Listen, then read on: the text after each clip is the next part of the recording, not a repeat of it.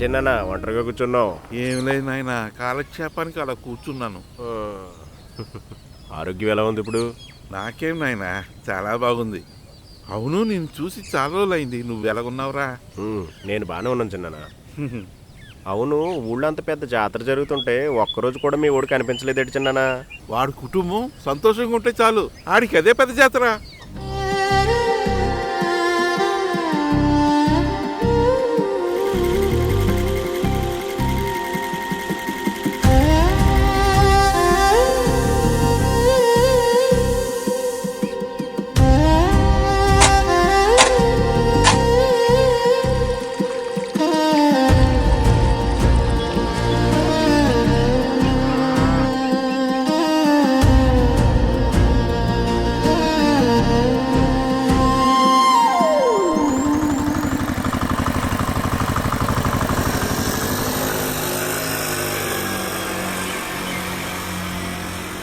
కుటుంబం గురించి ఆలోచించేవాడు ఇంటికి ఒకడు ఉంటే చాలు చిన్న. అవునరా. సరే చిన్న, వెళ్ళొస్తానైతే. మంచిదమ్మా.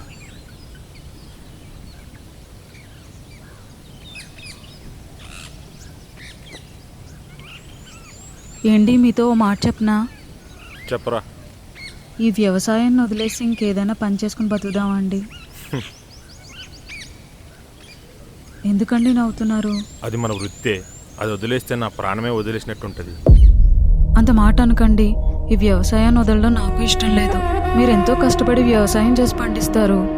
ఆ పంట మన చేతికి వస్తుంది అనగానే పెద్ద పెద్ద వర్షాలు పడి ఆ పంట నాశనం అవుతుంది.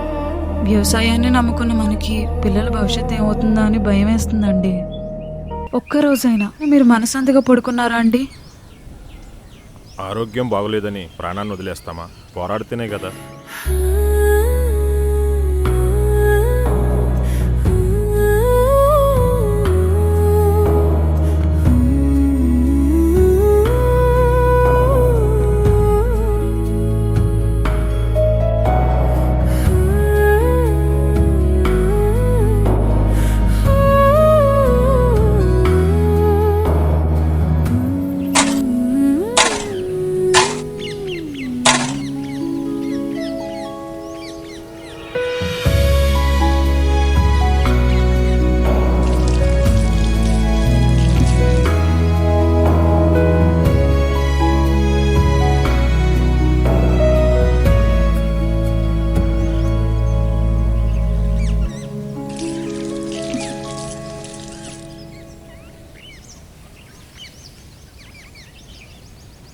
ఏమండి, జ్వరం మాత్రం వేసుకోలేదు?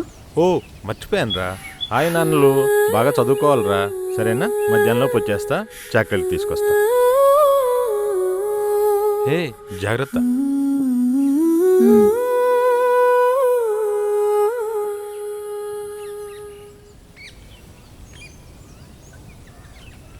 సంతకెళ్ళి వస్తాను.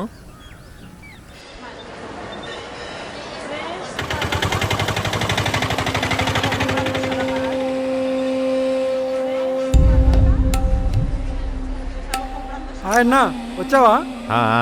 ఈ ఏడు పంట చేతికి బాగా వచ్చినట్టుంది. అవును తమ్ముడు. ఇదిగో అన్నా.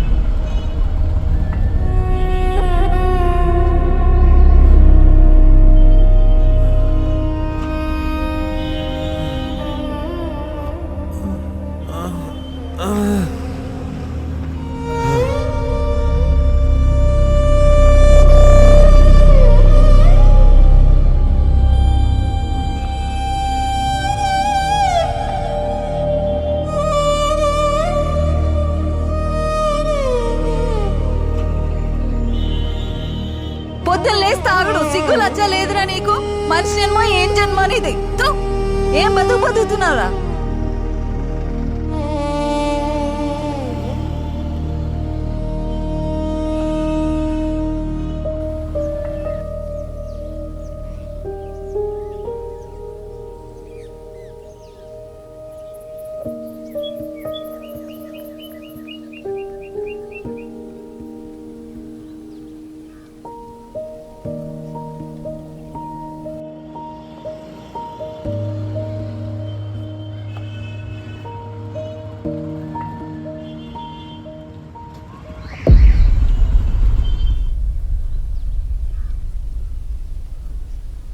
Your call cannot be completed as dialed.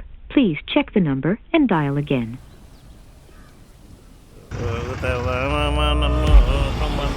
రేయ్ ఈడెవడు నాకంటే ఎక్కువ వేసినట్టున్నాడు. రేయ్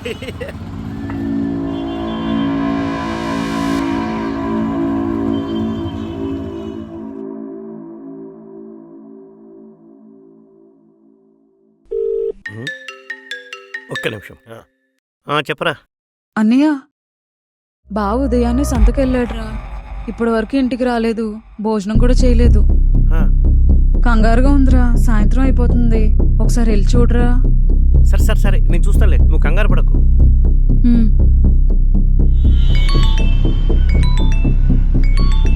రే కిషోర్. రవి చెప్పరా.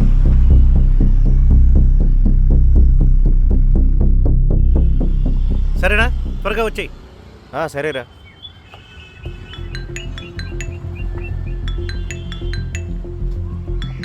రే లోకేష్.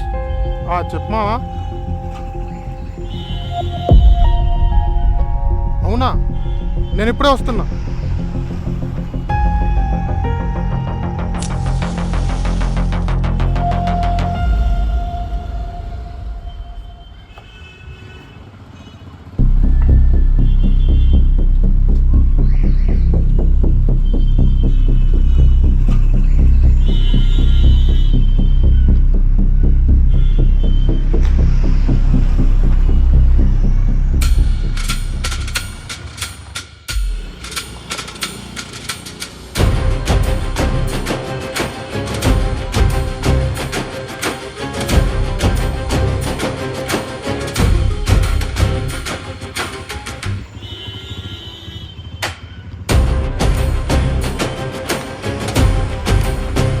నువ్వు అటెల్రా.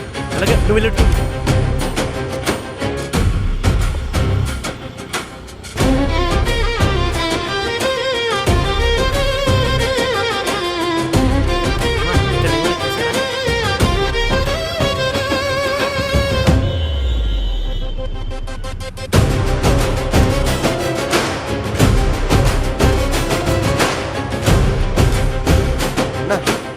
చూసారా?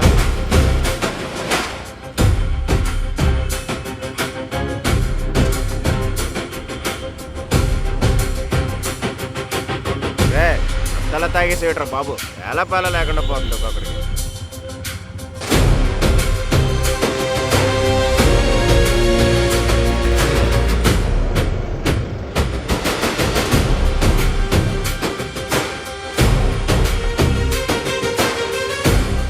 ఏరా, అన్నయ్య కనిపించాడా? ఎక్కడా కనపడలేదురా. ఛ. మొత్తం వెతికాను.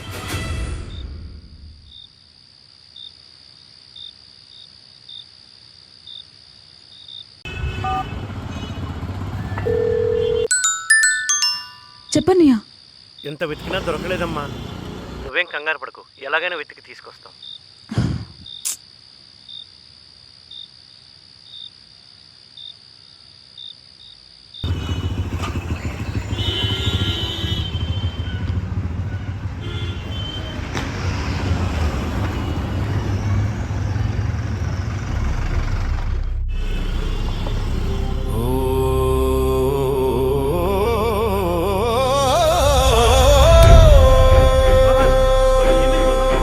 కిషోర్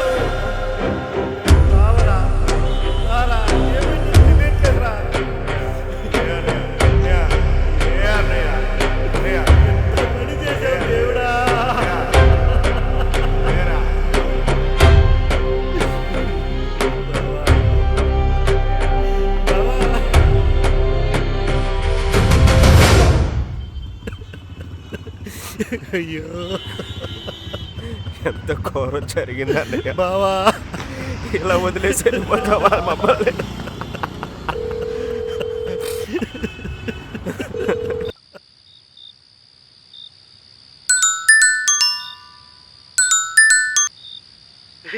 చెప్పన్నయ్య.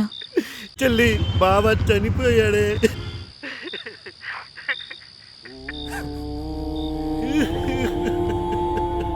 లేరా అన్నయ్య, లే అన్నయ్య, లే అన్నయ్య.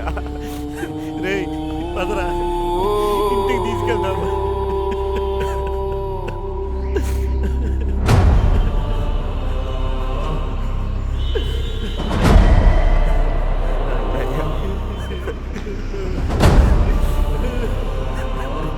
బావా, బావా.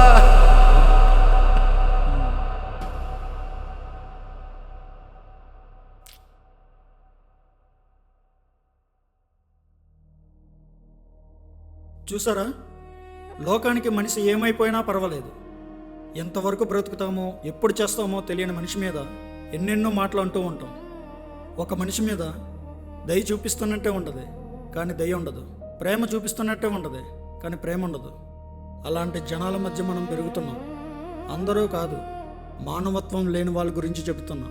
జనాల మధ్యలో ఒక రైతండి, కష్టపడిన శరీరం, ఆరోగ్యం బాగోక విగత జీవిలా అక్కడే పడిపోయి ప్రాణాలతో కొట్టిమిట్టాడుతుంటే ఒక్కరైనా పట్టించుకున్నారా?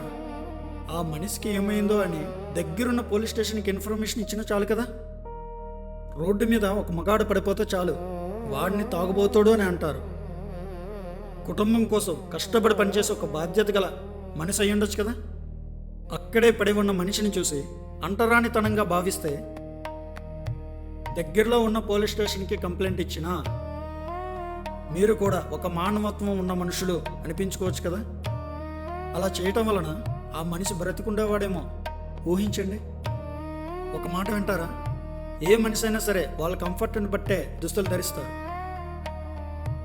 అలానే రైతు కూడా లుంగి బనియాన్ వేసుకునే వ్యవసాయం చేయాలని లేదండి, ఏ బట్టలైనా వేసుకోవచ్చు.